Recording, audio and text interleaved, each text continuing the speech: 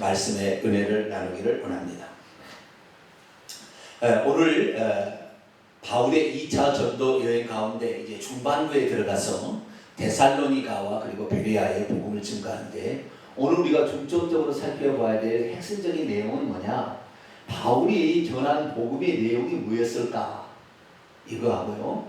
그 다음에 두 번째는 그 복음을 받는 자들이, 복음을 받는 자들이 어떠한 마음 자세로 받느냐에 따라서 구원과 멸망이 결정된다는 사실을 여기 나오고 있어요.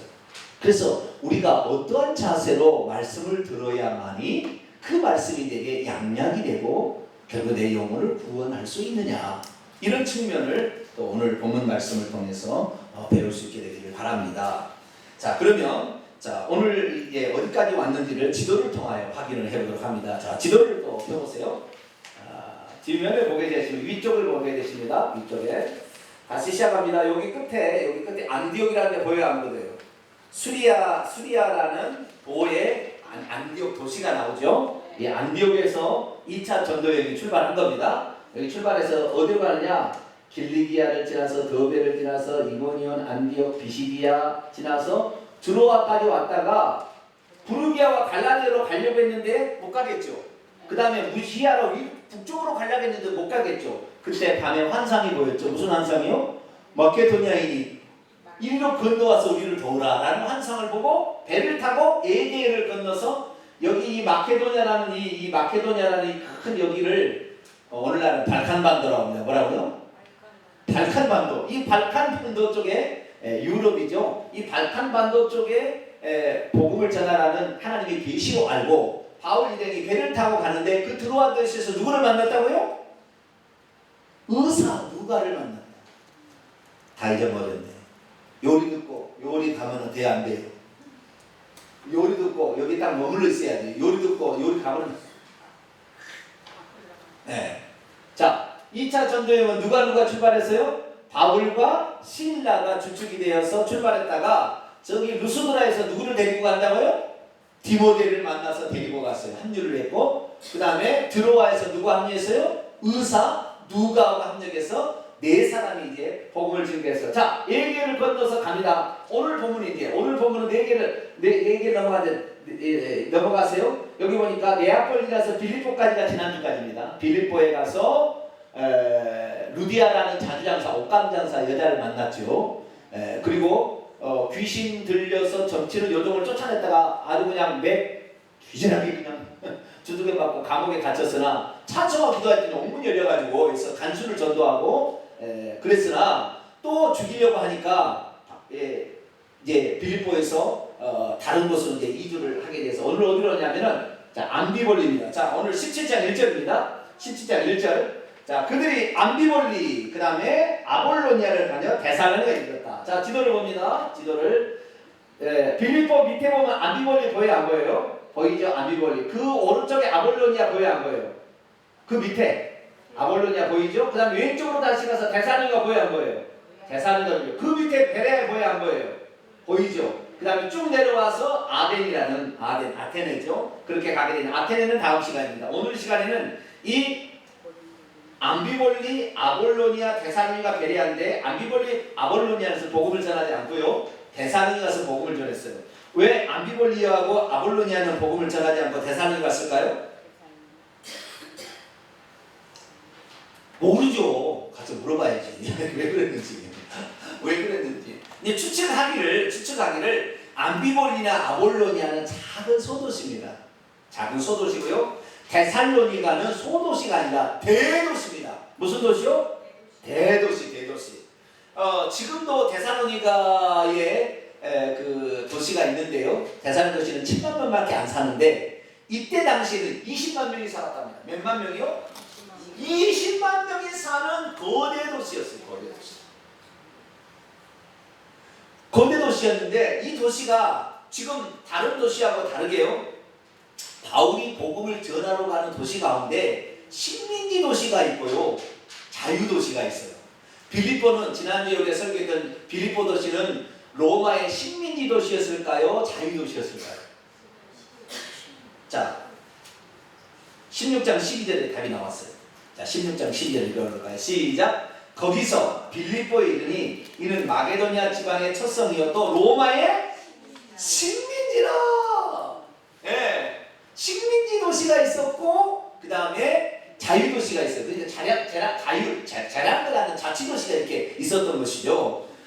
그런데 대부분이 다 식민 도시였고요. 자유 도시는 많지 않았는데 데살로니가는 마케도니아의 수도격인 도시였어요. 그래서 여기는 자율도시, 자치도시였어요. 자유도시였어요. 자유도시라는 건 뭐냐? 다른 데서는요, 식민지 도시라는 것은 로마에서 총독이나 이런 사람을 보내가지고 통치를 했어요. 통치를. 알겠죠? 그러니까 그 나라를 식민 지배를 하는 거죠. 식민 지배를. 그래서 엄청나게 세금을 가져가고 막 이렇게 했던 거예요. 근데 자유도시는 그러지 않았어요. 자유도시는 행정장관을 파송해서 데살로니가는 행정장관이 5명이 있었어요. 몇 명이요? 5명. 그러니까 데살로니가는 자유도시로서 5개의 어떤 이렇게 구역이 자치도시처럼 형성돼서 5명의 행정장관이 이렇게 그 관리를 하고 있는 그런 체제였어요. 그래서 여기에서는 로마의 정책을 그대로 따르고 로마가 원하는 것, 특히 로마가 사람이 그 황제가 죽게 되면 그 황제를 신으로 이렇게 떠받들어서 이렇게 했거든요. 그래서 황제 숭배를 하게 하고 뭐 이렇게 한 거죠. 그래서 그 일을 잘하면 계속해서 자유도시로 놔뒀다가 만약에 황제를 숭배하지 않고 막 그러면 어떻게 해요? 식민도시로 강등해버려요. 그러면 엄청나게 세금과 부역을 해야 됐어요. 그런데 이 데살로니가 도시는 어떤 도시냐? 자율도시야. 그래서 어쨌든 간에 로마에게 잘 보이려고 애를 써야 돼. 그래야만 자율도시로 계속 남지. 그러지 않으면 세금도 많이 거들하고 부역도 많이 해야 되는 것이죠.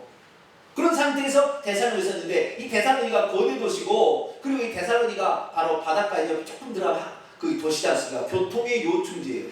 배와 그 다음에 육지로 연결된 요충지였기 때문에 수많은 유대인들이 여기 와서 살았어요. 그래서 유대인들이 많이 살았던 도시, 특히 자율도시이면서 유대인들이 가장 많이 살았던 도시가 데살로니가예요. 나중에 아테네도 자율도시나 아테네는 유대인들이 별로 안 살았습니다. 근데 이 데살로니가는 유대인들이 아주 많이 가서 살았어요. 그러니까 아테네는 완전히 어떤 그리스의 헬라 문학에 어떤 그쪽에 치우쳤다가 데살로니가 그것도 아니면서 그러나 좀 자율권이 보장된 아주 좋은 도시였어요. 그래서 데살로니가에 수많은 유대인들이 왔는데 보고에 의하면 인구 20만 명 가운데 한 20만 명이 아니라 제가 죄송합니다. 당시 인구가 200만 명이었습니다. 몇만 명이요? 200만 명. 죄송합니다. 제가 잘못 얘기했습니다. 당시 인구가 200만 명이었는데 그 중에 인구의 절반이 유대인이었을 거라고 추정합니다. 그 정도로 유대인들이 거기에 많이 있어요. 그러니까 여기는 회당들이 엄청 많이 지어졌겠죠. 회당들이. 유대인이 10명인가 8명인가 있으면요. 거기에서는 남자 10명만 있으면 회당을 지을 수가 있어요. 그래서 회당이 많이 있었을 것으로 추정이 되는 이 데살로니가에 복음을 증가하고. 그러니까 복음을 증가하면 고기가 많아야 되잖아요. 그죠? 그렇지 않겠어요?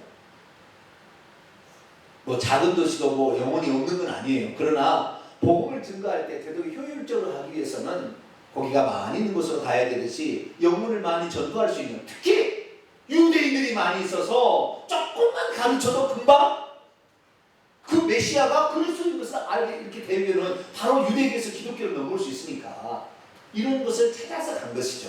그래서 암비벌리나 아볼로니아는 유대인들이 별로 없고 소도시였기 때문에 안 가고 이 데살로니아는 100만 명 가까이의 유대인들이 거기에 살고 있었기 때문에 거기 가서 복음을 증가하기 위해서 불이 나게 그렇게 간 거예요. 그래서 데살로니가에 갔어요. 그 데살로니가에 가서 안식일이 되면 유대인들은 다 어디에 모여요? 회당에 가서 하는 거예요. 전 세계 가운데 일주일에 하루를 쉰 민족은 누구밖에 없었다고 해요? 당시에? 유대인밖에 없었어요. 어떤 나라도 일주일에 하루를 쉬지 않았어요. 유대인들이 들어가서 일주일에 하루는 쉬어야 된다. 안식일을 쉬어야 되기 때문에 이 도시는 인구가 절반이 유대인이었으니 이 도시는 안식일을 쉬었겠어요? 안 쉬었겠어요? 거의 놀았겠죠. 네. 바울도 그날 안식일에 회당에 들어갔어요. 자, 들어갔어요. 그리고 2절 바울이 자기의 관례대로 늘 하던 대로 유대인들은 안식 때문에 회당에 가서 예배를 드렸죠. 관례대로 그들에게로 들어가 새 안식일의 성경을 가지고 강론했습니다. 첫 안식일에 들어가서 자, 바울은 원래 어떤 사람이었어요? 랍비 후보생, 율법 선생님이었습니다. 바리새인 중에 바리새인으로서 율법을 가르칠 수 있는 탁월한 실력을 가진 자였어요. 그렇기 때문에 이 회당에 지정된 목사가 있을 게 아니에요. 율법을 많이 알고 이런 선생님들이 있으면 나와서 이 말씀을 좀 알려달라, 가르쳐달라 이렇게 해서 세웠어요. 그래서 각 회당마다 회당장이 있었는데 야이로라는 회당장도 생각이 나죠. 그래서 회당장이 있어요. 그 회당장이 어떤 데는 한 명이지만 그 회당을 다 세울 수 없는 돈이 부족하면 한 3사람이 모여서 회당장을 하기로 했습니다. 그래서 이 회당장이 그 율법 말씀을 읽은 다음에 이것을 해석해 줄 사람 나와서 좀 해석해 주세요라고 이렇게 청할 수가 있어요. 그러면 그 사람이 나와서 가르쳐 주는 것이죠. 그때 이 바울이 워낙 똑똑하니까 금방 알아차려서 세워준 거죠, 그 자리를. 그래서 안식일에 이 구약 성경을 가지고 그들에게 잘 이렇게 강론을 했습니다. 뭘 강론했느냐? 3절입니다. 3절. 자, 뭘 가르쳤을까? 자, 읽습니다. 시작. 뜻을 풀어 그리스도가 해를 받고 고난을 받고 죽은 자들 가운데서 다시 살아날 것을 증언하였어요. 누가요? 그리스도라는 말은 헬라어 말이고 그리스도라는 말을 히브리어로는 메시아라고 해요. 메시아. 이스라엘 민족을 구원할 구원자 메시아. 이 메시아가 고난을 받고 죽은 자들 가운데서 살아날 것을 이스라엘 백성은 알고 있었을까요? 모르고 있었을까요? 거의 모르고 있었어요. 유대인들은 메시아를 어떤 메시아를 생각하냐면 다윗과 같은 메시아를 소망했어요. 무슨 메시아? 다윗과 같은 메시아. 고통받고 힘들어하는 사람을 잘 살게 해주고 나라를 평강 가운데서 이끌어줄 그런 다윗과 같은 지도자, 그 다윗과 같은 왕. 그래서 예수님을 오시게 될 때 유대인들이 예수님을 부르는 4가지 호칭 중에 하나가 뭐냐면 다윗의 자손 예수요 이렇게 했다고. 왜? 다윗과 같은 나라를 바랬기 때문에. 그 다윗은 뭐냐? 그 정말 선한 왕이 하나님의 뜻을 따라서 선한 왕이 그 나라를 다스림으로 그 나라가 평강 가운데 사는 나라를 원했다 이 말이죠. 그래서 이 이스라엘 백성들이 원하는 메시아는 그런 통치자 왕을 원한 거예요. 그런데 우리의 왕 되신 예수님은 이 땅에 오셔서 통치하러 오신 것이 아니라 마귀에게는 통치자였지만 우리 죄를 대신해요 고난을 받고 죽으시게 오셨잖아요. 그러니까 평소 때 그들은 메시아가 생각이 어떤 생각이었어요? 멋있는 사람, 말 타고 오는 사람, 승리자, 왕 이렇게 생각했다가 이 바울의 얘기를 듣고 이 성경을 풀어서 주는 거 보니까 내가 듣지 못한 말인데 율법의 얘기 된 거예요. 그런 말이 있었나? 대표적인 예 하나만 보겠습니다. 자, 이사야 53장. 자, 이사야 53장. 구약성경 이사야 53장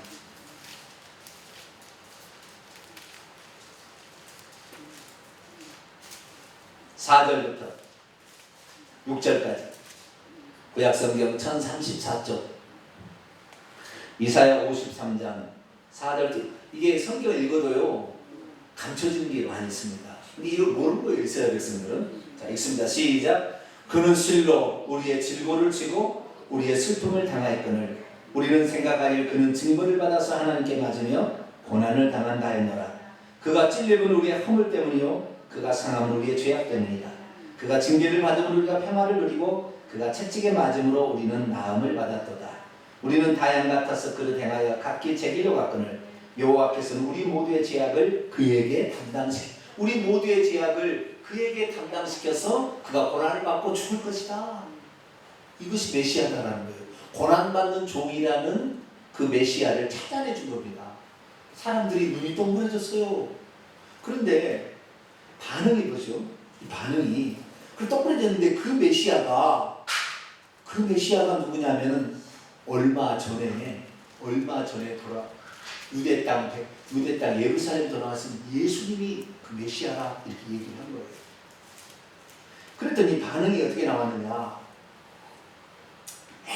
옛날부터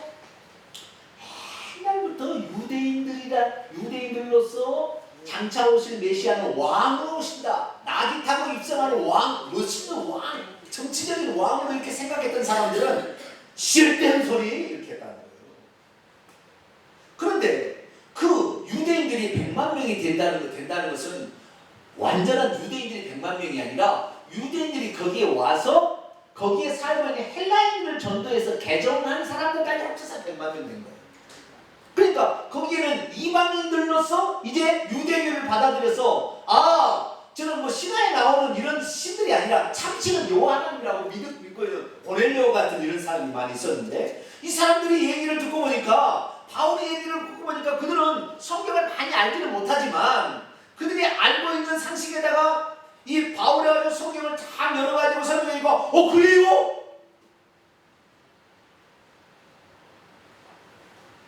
그런데 유대인들은 뭐 했느냐? 유대인들은 이렇게 자기들이 하나님의 언약의 백성으로서 살려면 할례를 받아야 되고, 뭘 해야 돼요? 할례를 받아야 되고 율법을 지켜야 되고 이렇게 해야 된다고 얘기를 했어요. 그러니까 할례를 받고 율법을 지키려니까 복잡하잖아요. 너무 어려워. 그래서 이방인들은 다를 행하지 않았어요. 할례도 행하지 않았어요. 안식일에 나와서 다만 하나님을 섬기고 이렇게 한 거예요. 그런데 이 유대인처럼 되려면은 유대인처럼 해야 하나님 백성이 된다는 게 너무 힘들거든. 그런데 바울이 가지고 말하기를, 우리가 율법을 지켜서 구원을 받는 것이 아니라 우리는 율법을 지키지 못하기 때문에 죄인이지만 그 메시아가 우리 대신 와서 우리의 질고를 지고 우리의 슬픔을 당하고 우리의 모든 죄악을 다 담당하심으로 말미암아 그분을 믿음으로 우리가 구원을 받는다는 얘기를 하게 되기 시작했어요. 그러니까 그 얘기를 듣고 있는 헬라인들이 얼마나 예수만 믿으면 되네? 이렇게 된 거예요. 따라서 합시다. 예수만 믿으면 되네? 대답을 안 하죠. 시작. 예수만 믿으면 되네? 이렇게 된 거예요. 그래요, 예수만 믿으면 됩니다. 근데 처음부터 이렇게 얘기해버린 유대인들이 쫓아내볼까봐 새 안식일 조금씩 나눠서 세 번째 안식일에 탁 얘기를 한 거예요. 여러분, 설교를 할 때도 지혜롭게 얘기를 해야 되는 거예요. 뭘 어떻게 해야 된다고요? 지혜롭게 얘기를 해야 돼요. 너무 세게 얘기하면 튕겨 나가버려요. 제가 지난주에 우리 아동부 연합회, 정기노의 아동부 연합회가 있어서 거기에 제가 여름 성경학교 주제 강의를 제가 맡게 돼서 거기 갔어요. 그런데 우리 교회에서 하듯이 거기다 설교해 보면 그들이 어떻게 될까요? 네? 그날 가가지고 이제 고민해보니까 네? 우리 교회에서 할 수 없었어요. 농도를 조절해야 되는 강도를 조절해야 돼요. 지혜롭게 얘기를 해야 돼요. 사람의 대상에 따라서. 유대인들이 유대인처럼 되고 이방인은 이방인처럼 되는 것은 한 사람도 구원을 얻게 하려 함이라 했던 바울의 복음 전도처럼 고린도전서 9장 이야기입니다. 그런 철학이 있듯이 농도를, 그래서 첫 번째는 메시아라는 것은 여러분들 다일 것 같은 측면만 있는 것이 아니라 고난받고 죽는 측면도 있다. 이것을 두 주의 것을 얘기하고, 마지막 세 번째 주는 그 고난받는 종이 죽으신 분이 바로 얼마 전에 돌아가신 예수 그리스도다 라는 사실을 그들에게 증거했어요. 그랬더니 유대인들은 그래도 안 받아들인 거예요. 4절 보세요. 누가만 그러면 예수님을 믿게 되느냐? 그 중에 어떤 사람 곧 경건한 헬라인의 큰 무리, 유대교로 개정했던 그 헬라인의 큰 무리와 적지 않은 귀부인, 이 귀부인이라는 것은 로마의 행정장관의 부인들 같은 이런 사람들이 고난을 받고 설득을 받고 바울과 실라를 따라갔어요. 그런데 고지식하고 옛날에 습성대로 그냥 그렇게 율법을 지키고 이렇게 살아왔던 유대인들은 예수님의 메시아라는 사실을 안 받아들인 거예요. 어떻게 어떻게 됐을까요? 5절 보세요. 그러나 유대인들은 시기하여, 어떻게 하여? 시기하여 저자 시장에 있는 어떤 불량배들을 데리고 때를 지어 성을 소동케 하여서 말하기를 야손의 집에 침입하. 야손은 당시에 바울 일행이 복음을 전하기 위해서 데살로니가에 왔는데, 데살로니가 왔을 때 복음 전파했을 때 데살로니가에 있으면서 어디에 기거를 해야 되잖아요.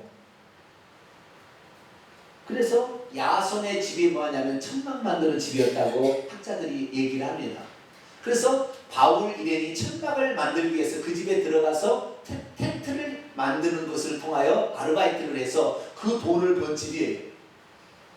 그래서 거기에서 머물고 있으면서 안식일이 되면 일주일에 6일 동안은 그렇게 일하고 안식일이 되면 회당에 나가서 성경을 풀어서 구약 성경을 풀어서 그들이 가르쳐 줬어요. 그래서 야손의 집에 이렇게 머물고 있었는데 참 기가 막히죠. 하나님께서는 그 순간에 바울 일행을 거기 없게 해준 거예요. 그럼 야손의 집에 유대인들이 시기가 나가지고 바울을 때려잡자, 저걸 없애버리자. 그리고 불량배들 깡패들을 데리고 그 집에 침입해 들어온 거예요. 그래서 그들 백성에 끌어내고자 했으나 6절 발견하지 못했어요. 그러자 그 야손, 그 집에 바울을 들여놓았던 야손과 그 바울의 얘기를 듣고 이 예수님을 믿기로 했던 형제들을 끌고 읍장들에게 가가지고 소리질러 이르되 천하를 어지럽게 하는 이 사람들이 여기로 이르렀다. 그리고 야손이 그들을 맞아들였다. 이 사람들이 다 가이사의 명을, 가이사는 로마 황제죠. 로마 황제의 명을 거역하여 말하되 다른 이면 곧 예수가 하는 이가 있다 하더이다 하니 무리와 읍장들이 이 말을 듣고 소동하여 난리가 난 거예요. 여러분, 이들의 고소가 맞아요, 안 맞아요? 예수님이 가이사의 명을 거역하라고 했어요, 안 했어요? 네? 가이사에게 세금을 낼까요 말까요 물어볼 때 예수님이 뭐라고 했죠? 가이사의 것은 가이사에게, 하나님의 것은 하나님에게. 그랬죠. 예수님은 정치적인 색깔 한 번도 내지 않았어요. 가이사의 명을 거역하라, 세금 내지 말라고 하지 않았다고요. 세금 내고 살아야 그랬다고요. 그런데 어떻게 해요? 이 사람은 가이사의 명을 거역하여 다른 인도 곧 예수로 하는 사람을 따르게 된다. 예수님이 거기에서 지금 보입니까? 믿는 신앙의 대상이지. 그 예수님 와가 거기서 뭐 주동 노릇을 하냐고 그래 지금. 그것도 아니잖아요. 그런데 자기들의 생각에 예수님을 메시아가 아니다. 그렇게 생각을 한 거예요. 그래가지고 지금도 유대인들은 예수를 메시아라고 인정해요, 안 해요? 안 해요, 지금. 이 유대인이 뭐겠어요? 유대인도 다 지옥하는 거예요. 유대인이라서 특별한 게 없습니다. 하나님께서 만세전부터 하나님의 백성들을 이렇게 구원하기로 결정했는데 그 구원하기 결정할 때 어떻게 결정했을까? 그래도 하나님께서 이런 메시아를 보내준다고 하는 이 이야기를 예언을 미리 하고 와야 하나님께서 하신 일이라는 걸 믿게 하기 위해서 하나님은 이스라엘 백성을 선택한 게 아니에요. 그래서 그들에게 율법을 주고 가르쳐서 이렇게 한다 했는데 막상 메시아가 왔을 때 메시아를 거역해서 죽여버렸고, 그리고 그 메시아가 예수님이라고 얘기하니까 또 다른 곳에 있는 유대인들도 그 메시아를 전하는 바울 이름을 또 죽이려고 그렇게 한 것입니다. 그런데 나중에요, 이 다음에 베레아에서 일어난 사건은 아주 다르게 표현이 되어집니다. 베레아에서 일어난 사건을 먼저 보고 다시 들어가 보죠. 죽이려고 하니까 10절 밤에 형제들이 바울과 실라를 베레아로 몰래 보냈어요. 피신시킨 거죠. 그들이 이르되 그들이 또 유대인의 회당, 이 베레아에도 유대인의 회당이 있었어요. 그래서 유대인의 회당 안으로 들어갔습니다. 11절 있습니다. 시작. 베레아에 있는 사람들은 데살로니가 있는 사람보다 더 너그러워서 간절한 마음으로 말씀을 받고 이것이 그러한가 하여 날마다 성경을 상고함으로 12절 그 중에 믿는 사람이 많고 또 헬라의 귀부인과 남자가 적지 아니하나. 자, 유대인 회당에 들어갔으니 거기 누가 있었겠어요? 유대인들과 개종한 유대인들이 있었겠죠. 그렇죠. 그런데 이 데살로니가 있는 회당에 들어갔더니 처음에 율법 말씀을 통하여 잘 설명해서 설득을 해가지고 이분이 바로 메시아가 됐을 때에 유대인들은 거절해버렸고 이방인들은 환영해서 그 메시아를 믿음으로 말미암아 데살로니가 교회가 세워졌는데, 데살로니가 교회가요 아가야와 마게도니아 지방에 소문난 교회가 됐어요. 나중에 그 믿는 사람이 제대로 믿는 사람이 된 거예요. 그런데 이 믿는 사람은 다 뭐예요? 헬라 이방인으로서 예수를 믿는 사람이 데살로니가 교회가 된 거예요. 자, 우선 데살로니가 전서를 한번 볼까요? 데살로니가 전서. 그 교회에서 보낸 편지가 나와요. 데살로니가 전서를 한번 열어보세요. 저 뒤에 데살로니가 전서 1장 보세요. 1장에 데살로니가전서, 이 데살로니가 교회에게 보낸 편지를 한번 읽어보세요. 1장 2절부터 보면 우리가 너희 모두로 말미암아 항상 하나님께 감사하며 기도할 때 너희를 기억하는 너희의 믿음의 역사와 사랑의 수고와 우리 주 예수 그리스도에 대한 소망의 인리를 우리 하나님 앞에서 끊임없이 기억하니 하나님의 사랑하심을 받은 형제들아 너희를 택하심을 아노라. 이는 우리 복음이 너희로 말로만 이른 것이 아니라 또한 능력과 성령으로 그 확신으로 된 것이라. 우리가 너희 가운데 너희를 위하여 어떤 사람이 된 것을 너희가 아는 바와 같으니라. 또 너희는 많은 환난 가운데서 성령의 기쁨으로 말씀을 받아 우리와 주를 본받은 자가 되었으니 7절 있습니다. 시작. 그러므로 너희가 마게도냐와 아가야에 있는 모든 믿는 자의 본이 되었느니라. 마게도냐 수도는 데살로니가 했죠. 나중에 아가야 지방의 수도는 아가야 지방의 수도는 고린도예요. 고린도. 나중에 이제 고린도까지 보고 여기에까지. 그 다음에 8절 또 읽어보세요. 주의 말씀이 너희에게로부터 마게도냐와 아가야에만 들릴 뿐만 아니라 하나님을 향한 너희의 믿음의 소문이 각지에 퍼졌으므로 우리는 아무 말도 할 것. 믿음의 본을 아주 보인 교회가. 거기에 있는 헬라인들이 이 개종에서 회당에 와서 유대인과 예배드리다가 바울의 말을 듣고 예수님의 메시아였군요. 그 메시아였군요라는 사실을 받아들였는데 그 받아들인 그 믿음 때문에 야손의 집에 그 믿는 형제들이 와 있는데 바울이는 거긴 줄 알고 유대인들이 와서 덮쳤으나 잡지를 못하자 야손과 거기 있는 사람들 잡아다가 감옥에 던지고 막 핍박을 하고 막 고통을 줬는데도 그들은 끝까지 바울이 이렇게 도망갔다 얘기하지 안 하고 그냥 다 자기들의 권한을 감내했어요.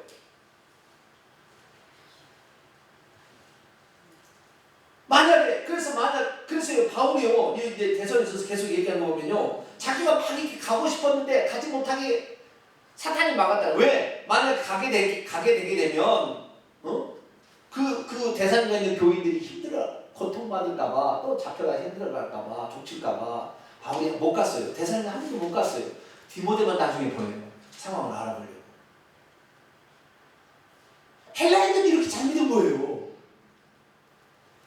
그래서 그 도망을 쳐서 이제 베레아에 왔어요. 무려 80km를 도망을 쳐서 베레아까지 왔어요. 그래서 베레아에서 또 안식일에서 해당해서 가르쳤는데 베레아에 있는 사람들은 어떤 사람들이냐 데살로니가 사람들보다 더 너그러워서 간절한 마음으로 말씀을 받았대요. 그리고 그것이 날마다 그러한가 성경을 살펴. 여러분 제가 이렇게 여러분 얘기를 하잖아요. 그런데 혹시 제가 실수할 수도 있어요. 그러니까 여러분 반드시 집에 가서 성경을 찾아보셔야 돼요. 아시겠죠? 제 말만 따라가지 말고 성경을 상고해봐야 되는 거예요. 자세히 살펴봐야 되는 거예요. 그러고는 어떻게 했어요? 그러니까 유대인들은 데살로니가 있는 유대인들은 잘 듣다가 예수님의 메시아라는 얘기통에 틀어버려서 완전히 그냥 막 그다음부터는 막 정신없이 막 나온 거예요. 그런데 베레아에 있는 유대인들은 어땠느냐? 진짜 그러한가? 라고 성경을 살펴봤더니 진짜 그렇더라는 거죠. 그래서 그들이 예수를 믿게 됐는데 자 17장 사도행 17장 12절 보면 그 중에 믿는 그 유대인들 중에 믿는 사람이 많고 또 헬라의 귀부인까지 이방인들까지 개종자들도 다 믿었는데 남자도 적지 않더라. 이게 여러분 하나님의 말씀을 받을 때에 간절한 마음으로 받게 되기를 축원합니다. 제가요 요즘 들어와서 많이 생각하는 것은 뭐냐면 한국 교회가 이렇게 타락하게 된 여러 가지 요인 중에 하나를 뭘로 보냐면요 평신도들의 지도자의 양성이라고 저는 봅니다. 무슨 말이냐면 평신도들의 지도자들은 아무리 그들이 뛰어난다 할지라도 그들은 직장생활 해야 되잖아요. 그죠? 그리고 같은 형제이기 때문에 말씀을 받을 때도 어떻게 해요? 형제의 권면으로 받지 하나님의 음성으로 잘 듣지는 않습니다. 근데 제가 여러분에게 얘기하면 여러분들은 저분은 하나님께서 지금 저분을 통하여 나에게 말씀하는데 이렇게 받잖아요. 다른 거예요. 자세가 달라요. 근데 한국교회가 언제부터 셀교회 소그룹 해가지고 평신도 지도자들 양육해서 그들에 대해서 목사의 하는 일을 성도들에게 맡김으로 말미암아 권위가 떨어져버렸어요.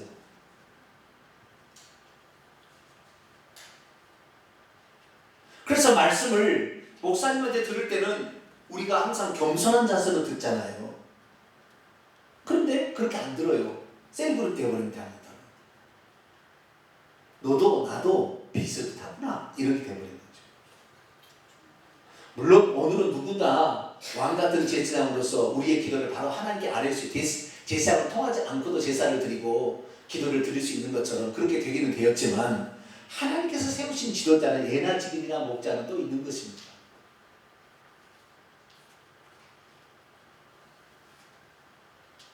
그런데 그 지도자를 데살로니가에 있는 유대인들은 바울을 지도자로 인정 안 해버렸고 베레아에 있는 사람들은 바울을 지도자로 인정을 했더니 구원의 당락이 전질이 차이가 나버렸다는 거예요.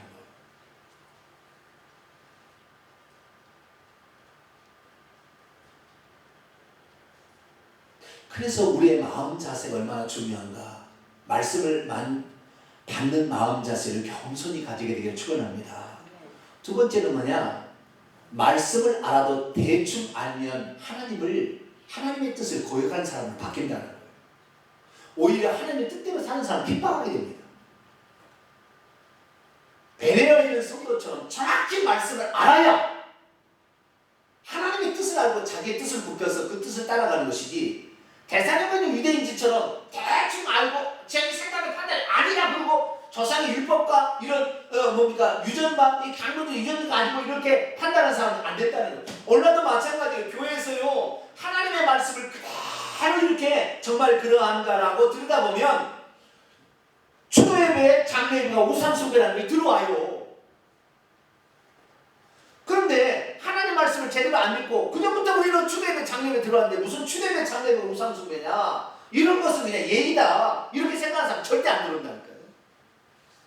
제가 우리 성도들에게 하나님은 한 분밖에 없다 얘기해도 우리 성도들은 다 알아들어서 지금 다 그렇게 알아요. 그러나 다른 데서는 속으로는 그래요. 쓸데없는 소리하고 하나님은 세 분이지 다 이렇게 생각하고 있어요. 안 믿어진다니까요. 그게 왜? 정확히 성경을 봐야 되는데 정확히 성경이 정말 그러한가 상고하여 보아서 성경을 두드려 보면 그게 나오는데 그냥 듣는 것만 자기가 예전에 어떻게 해왔던 것만 이렇게 해가지고 그냥 그거 아니면 그냥 쳐버리고 우리 교리가 이렇다. 교리가 반백해 준 게 아닌데. 여러분 성경을 할 때 제대로 알게 되기를 축원합니다. 제대로 알아야 되는 거예요. 제대로 알지 못하고 수박 거다기씩 아니까 이리저리 사탄의 종이 되어버리고 만 거예요. 하나님의 뜻을 엮이는. 여러분 이 데살로니가 사람들이 제대로 된 사람들이에요. 정말 그들이 하나님을 사랑해서 저 하나님을 모르고 저 예수 이단을 끊어온 자를 했다면 불량배들을 동원해서 깡패들을 동원해서 잡으러 가겠습니까? 진짜 이 사람이 하나님을 정말 사랑하는 사람이라면 불가능한 이야기잖아요. 그들의 행위를 통하여 그들이 사악한 일을 하고 있다. 사탄의 종이라는 사실을 드러내고 있는 거 아니에요. 여러분 하나님의 말씀대로 이렇게 우리가 살면요 나중에 우리를 핍박할 사람도 있을지도 몰라요. 우리 교회가 그때는 뭐요? 별 없는 이야기를 다 붙여서 거짓말해가지고 우리를 모략하고 막 이렇게 할 수 있는 가능성이 있습니다. 적당히 하니까 그러는 거예요. 제대로 알아야 되는데 우리는 제대로 알게 되기를 축원합니다. 제대로 알아야 되는 거예요. 제대로 알지 못하니까 사탄 마귀가 이렇게 하면 이렇게 따라가고 저렇게 하면 저렇게 따라가고 다 따라가서 결국 다 망하는 거예요. 우리는 데살로니가에 있는 유대인이 되지 말고 베레아에 있는 유대인과 같이 되기를 축원합니다. 말씀이 끌어간가. 여기 신사적이었다. 네? 신사적이었다. 너그러웠다고 이번에 개혁 개정판을 바뀌었는데 예전에는 더 신사적이어서 개혁 한글판은 그래서 이전에는요 신사적이었다. 원문에 보니까요 좋은 가문의 사람들 같다. 고귀한 혈통의 사람들 같다. 마음이 고귀한 사람 같다. 도량이 넓은 사람 같다. 그런 뜻이 이 뜻이.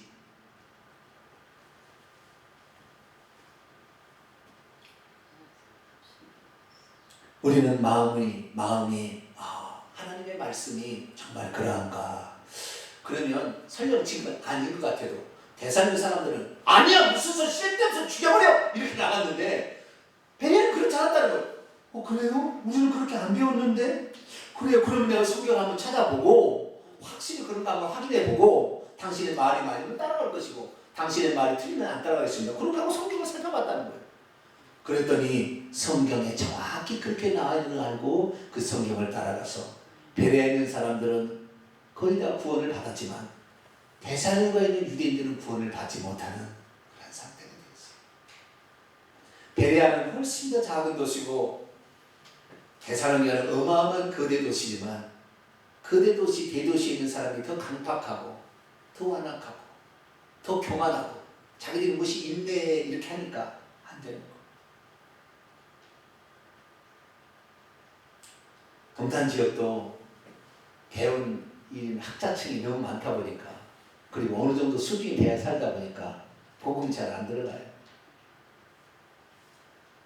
여러분 동탄에 살고 있으면서 교회 나왔으니까 여러분 희귀종이에요. 희귀종. 무슨 종이에요? 희귀종이에요. 동탄에 살면서 교회를 이렇게 나와서 하나님 잘 믿는다. 이건 희귀종, 희귀종. 다 자기의 뭐 지위, 신분 이거 따지고 있잖아요. 나는 메타폴리스 사네. 너희들하고 레벨이 다르네. 이렇게 있잖아요.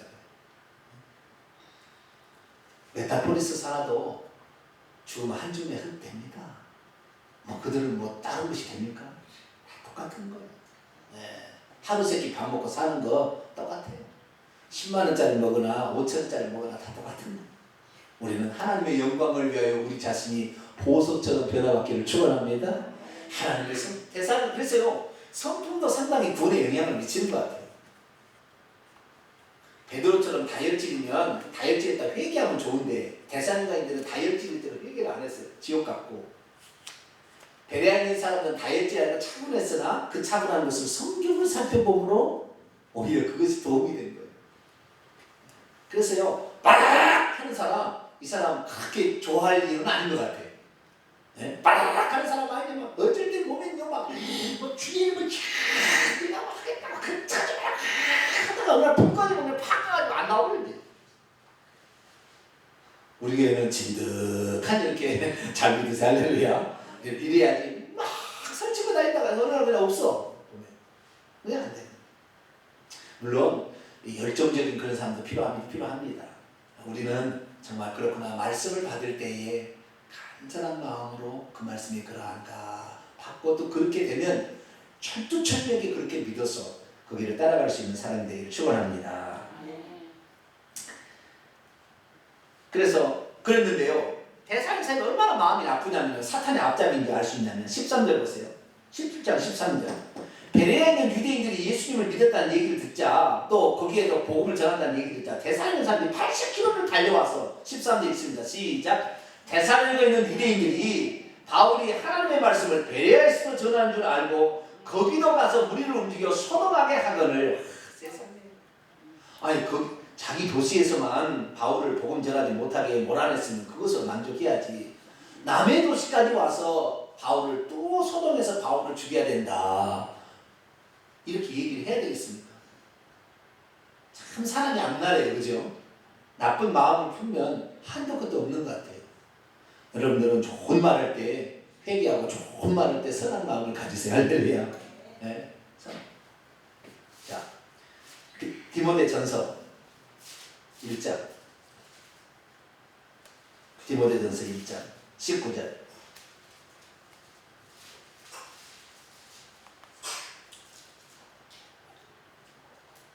디모데전서 1장 19절 같이 읽습니다. 시작. 믿음과 착한 양심을 가지라. 어떤 이들은 이 양심을 버렸고 그 믿음에 관하여는 파선하였느니라. 여러분 우리의 믿음이 파선이라는 것은 배가 추락을 했잖아요. 이렇게 추락을 하다가 폭풍을 만나서 깨져버리는 거예요. 아시겠죠? 그러니까 전부 다 복음을 듣고 구원의 항구의 끝은 저게 구원 받는 완성이에요. 거기에 추락을 한 거예요. 추락을 해야죠. 추락을 해 나가는데 이 추락을 해서 파산하지 아니하고 그 구원이라는 천국이라는 항구에 도달하기 위해서는 두 가지가 필요하다. 믿음이 필요하고요. 선한 양심이 필요하다. 믿음은 뭐냐? 하나님의 복음을 듣고 그렇습니까? 라고 받아들이는 거죠. 선한 양심은 뭐냐? 우리가 잘못한 것을 성령이 책망하시게 될 때 그게 죄였군요. 그리고 회개하는 것을 선한 양심을 갖는 거예요. 아시겠죠? 그런데 데살로니가에 있는 성도들은 유대인들은 성령께서 그에게 분명히 너희들이 예수님을 죽였다는 얘기를 했을 때 회개하고 가슴을 죽이고 우리가 어찌할 뻔했어야 되는데 아니라 악한 마음을 품고 신령 잡혀 불량배들을 데리고 와서 오히려 죽이려 들였으니 여러분 선한 양심을 갖게 되기를 축원합니다. 그러기 위해서는 성령의 음성을 듣고 회개하셔야 돼요. 날마다 회개하는 삶을 살면 사람이요 부드러워요. 그런데요 회개하지 않잖아요. 완악합니다. 몸미가 있어요. 눈에 그냥 힘이 확 들어가 있어가지고 그 사람을 항상 불안하게 만드는 거예요. 예수 그리스도를 믿으면 믿을수록 우리의 얼굴이 온화해질 수 있기를 축원합니다. 온화해져야 돼요. 정말 온화해져요. 저도 가만히 있으면 무서운 얼굴이래요. 저 보세요. 무서워요 안 무서워요? 황균환 집사님 저를 보세요. 무서워요 안 무서워요? 안 무서워요? 제 얼굴이 원래 좀 무서운 얼굴이에요. 그런데 제가 복음으로 말미암아 예수님으로 사람이 달라져가지고 이렇게 선하게 약간 선한 제가 약간 착하게 보이지 않아요? 그냥 약간 착하게 보이잖아요. 이게 달라져. 다 누구 때문에요? 회개하고 성령님을 환영하니까 성령님의 마음을 바꾸신 거예요. 저도요 완악한 데가 있고요 독선적인 데가 있고요 저도 무서운 데가 있었으나 다 바뀐 거예요. 왜요? 성령님이 내 착한 양심을 만들어주니까 날마다 할렐루야. 그러다 보니까 달라지게 된 거예요. 근데 데살로니가 사람들은 복음을 듣고도 복음을 거절하고 자기가 가지고 있던 그동안의 기득권 이 유대인의 기득권 근데 바울이 와서 자기들의 사람들을 빼나가니까 기분이 나빠가지고 저 바울을 죽여야 되겠다 생각한 거예요. 참 진리에 있으면 진리를 따라가야 될 텐데 진리를 따라가지 아니하고 그렇게 돼버린 거죠. 결국에 그들은 파산하고 만 거예요. 믿음에서. 우리들은 우리가 가진 이 믿음이 파산하지 않도록 믿음을 끝까지 붙들고 그리고 선한 양심을 계속해서 갖게 되기를 축원합니다. 자, 그래서 어떻게 되느냐 14절 또 이 베레아에 있는 믿는 형제들이 14절 믿는 형제들이 바울을 또 보냅니다. 어디까지 보내요? 바다까지. 바다까지 보내서 가게 하되 실라와 디모데는 거기 머물더라. 바울을 인도하는 사람들이 그를 데리고 아덴까지 이르렀어요. 자, 바울을 인도하는 사람이 바다에서 아덴까지 가게 됐는데 육지로 간다면 320km나 떨어진 곳이에요. 자, 여러분 바울이 이제 보세요. 바울이 빌립보에 있다가 엄청난 어려움을 당해서 데살로니가로 왔잖아요. 근데 데살로니가에 있어서 처음에 새 안식일 동안 잘 나갔는데 예수가 그 사람 한 통에 완전히 또 뒤집어져 버렸잖아요. 그래서 죽이려고 막 달려들어서 야손의 집에 막 달려들고 그러니까 또 밤중에 도망을 쳤어요. 그래서 80km 떨어진 어디까지 왔어요? 베레아까지 왔어요. 근데 베레아에서 잘 전해서 베레아 사람들은 신사적이야 돼가지고 말씀 그런가 해서 잘 믿었는데 또 대사는 유대인들 와서 핍박을 또 한 거죠. 그러니까 이 베레아에 믿는 형제들이 바울을 피신을 시키는데 어떻게 하냐. 바울이 이 진리를 잘 모르다가 가다가 어려움을 당하면 어떡할까 그런 생각이 든 거예요. 그래가지고 이 베레아에 있는 사람들은요 바울이 아덴까지 갈 수 있도록 무려 320km를 마중을 나간 것이 아니라 배웅을 해줘. 우리 같으면 그러잖아요. 문 밖에서 안녕하세요 목사님. 신방 왔어요. 그러면 문 앞에서 안녕하세요. 아프 죽겠어요. 안녕하세요. 끝내버릴 수가 있는데 이 사람들은 시키도 안 했어요. 누가 그걸 시키도 안 했는데 어디까지 따라왔다고요? 다음 도시 80km도 아니에요. 8320, 8432 4배나 멀리 있는 그 아덴까지 여러 사람이 바울을 데리고 뭐라고요? 바울님 여기 잘 지리를 모르잖아요. 우리는 잘 압니다. 왜냐하면 바울은 저쪽에 아시아 쪽의 사람들이었고 이 베레아 이쪽은 마케도니아 유럽 쪽의 사람들이기 때문에 지형이 저는 다르잖아요. 그냥 여기 지형은 우리가 밝으니까 말씀은 당신이 최고지만 이 지형은 우리가 더 밝아요. 그러니까 우리를 따라가야 안전합니다. 그냥 보내기만 하다니 불안해서 저희들이 안 되겠어요. 그러니 저희들을 따라오세요. 그리고 바울을 데려가는데 무려 320km를 그 먼 거리를 배로 갔는지 아니면은 육지로 갔는지 알 수 없지만 그 먼 거리를 다 배웅을 해서 데려다 주고 다시 오는 거예요. 올 때 이제 아덴까지 도착했어요. 아덴까지 도착하자 15절 보세요. 바울을 인도하는 사람이 그를 데리고 아덴까지 이르러 그에게서 실라와 디모데를 자기에게로 속죄하라는 명령을 받고 떠나가요. 실라와 디모데는 베레아에 남겨뒀어요. 그리고 바울과 예, 바울 혼자만 아덴으로 피신했습니다. 바울을 죽이려고 하니까. 그래서 형제들이 베레아의 형제들이 따라와서 바울을 아덴까지 놓고 다시 가려고 하는데 이제는 그러면 실라와 디모데를 오라고 해라. 그렇게 해서 그들에게 다시 보내주는 이런 상황. 여러분 목회자가 다 잘할 수는 없어요. 어떤 때는 여러분이 잘할 수 있는 것도 있습니다. 그런데 여기에 있는 베레아에 있는 형제들은 그 일을 목회자가 말씀 증거하는 데는 간절한 마음으로 할 말씀으로 들었지만 다른 측면에서는 내가 목회자를 어떻게 도울 것인가를 잘 알아서 했다는 거예요. 바울이 시키지 않았어요. 나를 배웅해 주시오. 나가 위험하니까 나를 안전하게 에스코트 해 주시오. 이렇게 얘기 안 했어요. 그런데도 그들은 우리가 할 수 있는 게 뭐냐를 생각해서 주도적으로 그 일을 잘 감당했다는 거예요. 여러분도 그럴 수 있게 되기를 축원합니다. 교회는 그렇게 해야 든든해지는 거예요. 목사인데 다 잘할 수 없어요. 이번에 그래서요. 전교인 야외를 통해 저는 놀랐습니다. 우리 성도들이 말씀도 얼마나 잘 듣고 있는지 성경 기도 잘 마치고 할렐루야. 음식도 잘 준비하고 할렐루야. 없던 떡까지 그래서 날아왔어요. 우리가 넉넉하게 또 한경우 집사님 또 이렇게 준비를 잘 해서 조재현 집사님 우리 교회 두 기둥 아닙니까 안수 집사님 두 기둥이 탁 잡고 딱 해주니까 하나도 다친 사람도 없이 그냥 보고 저는요 너무 행복했어요. 이렇구나. 이게 교회구나. 이게 교회구나. 우리들도 이제 이 교회를 이렇게 만들어가고 있습니다. 말씀을 받을 때는 베레아 교인처럼 될 수 있기를 바랍니다. 그리고 목회자를 배려하는 측면에 있어서도 말씀을 받을 때는 간절한 마음으로 받았지만 주도적으로 당신이 해야 할 일이 있을 때는 또 이렇게 잘 감당함으로 이것이 튼튼하게 연결되어져서 아름다운 교회를 세웠으니 우리 기도 꼭 그런 교회가 되기를 간절히 바랍니다. 기도하겠습니다. 거룩하신 아버지 하나님, 오늘 데살로니가와 베레아의 복음을 전도하면서 많은 것을 들었습니다. 하나님, 말씀을